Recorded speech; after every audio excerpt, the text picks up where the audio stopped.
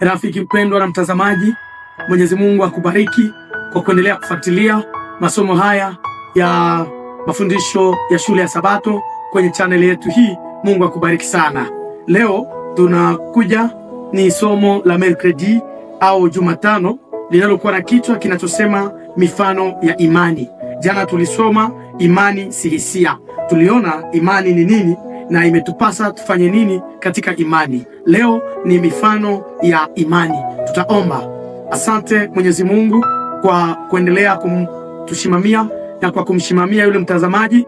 Mbariki na mtakase kwa jina la Yesu Kristo. Amena.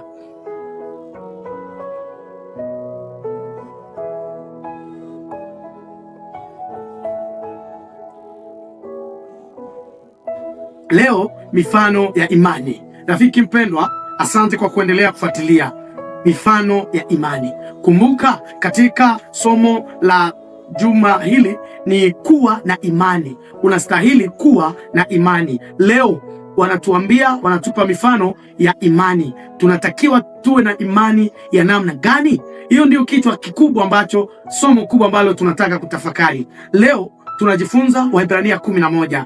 Na sura hii ni sura ya imani kubwa. Na nimesoma Biblia, nimegundua kitabu cha Waebrania 11 ndio sura ya pekee inayoongea sana kuhusu imani na mifano ya imani.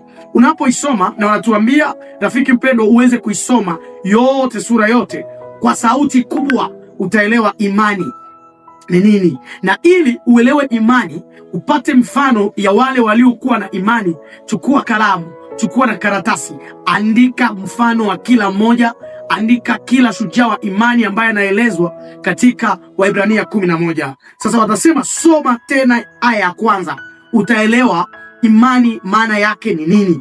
Soma aya ya kwanza.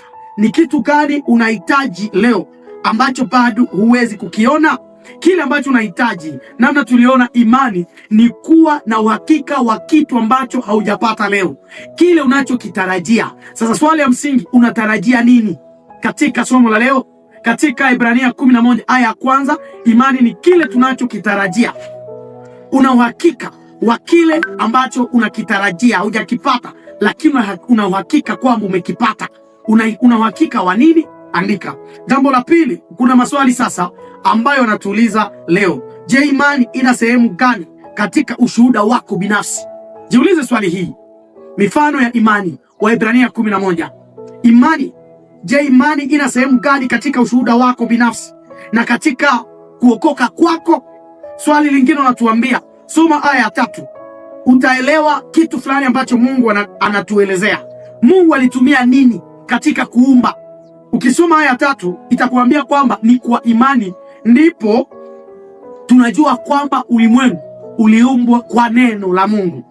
Ukisoma aya 6 unapata uhakika kwamba kuna ujumbe wa pekee unaoelezea kwamba mtu hauwezi kumkaribia Yesu bila imani. Hakuna kumkaribia Yesu bila imani. Sasa ukisoma aya 7 hadi aya 14 utaelewa maisha ya wazee wa shujaa wenye imani, na utapata mfano bora wa imani, akina Ibrahim, akina Noa na wengine wote ambao wameonekana ni washujaa katika imani. Sasa somo kubwa ambalo wanatuambia hapa, wanasema kumjua Mungu na kuwa na uhusiano hai na imara pamoja naye ndiyo hitaji la pekee la imani. Yaani kumjua Mungu na kuwa na uhusiano bora pamoja naye ndiyo hitaji la pekee katika imani.